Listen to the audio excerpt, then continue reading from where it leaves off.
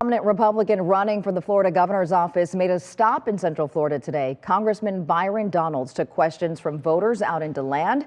WESH News' Tony Atkins is joining us live in studio tonight. And Tony, you talked with a wide range of voters who want to know more about him. Yeah, Luana, a lot of people are invested in this race, and many of the voters, as you expect, were Republican. But we also talked to some independent voters as well who say they waited and came here today to learn more about this man before committing to a specific candidate.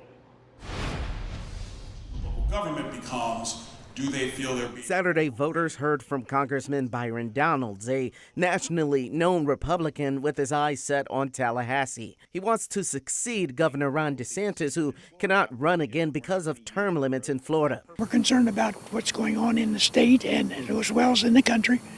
And we feel like Mr. Donalds is one of the people that's going to best represent us in the coming years. Others say they want to know more before committing. I wanted to hear what he had to say. I haven't made a decision. We don't really know who's running for governor. I think that, when you elect somebody, what you're really electing is their decision-making process. Donald says transit infrastructure, insurance, and taxes are just some things that are top of mind when it comes to Central Florida. Before local government even thinks about going to raise taxes, they really need to examine their entire balance sheet and what can they cut, what can they push off for a later day, because the citizens only have but so much money. For now, he is a congressman in the middle of a government shutdown. Many federal workers are not getting paid with no deal in sight. It's very frustrating because in the House Republicans, we voted to keep the government open.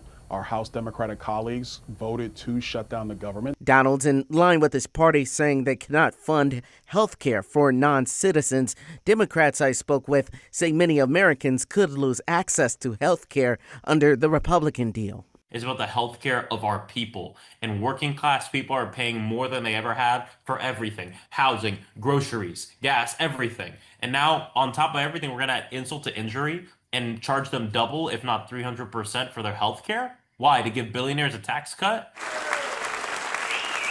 Donald says he's hoping something is done soon about the shutdown, and he says if he returns to state politics, he hopes he can keep Republican momentum going in the state. And I think most voters, including the ones who are here with us today, their biggest thing overall is, are we going to keep going?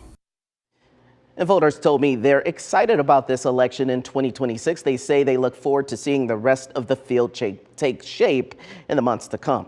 Luana? All right.